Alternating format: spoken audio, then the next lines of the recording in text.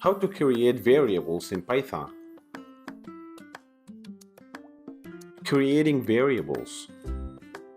It's very easy to make variables in Python. You only need the name of the variable that you wish to name it and assign its number by using equal operator. Let's see how. First, go to terminal and type Python. Then create any variable name that you want and assign it with any number you like using equal operator. Then type another variable name and assign it with any number.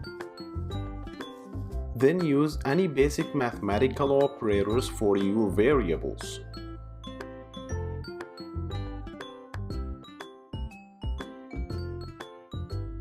As you can see here, it works well.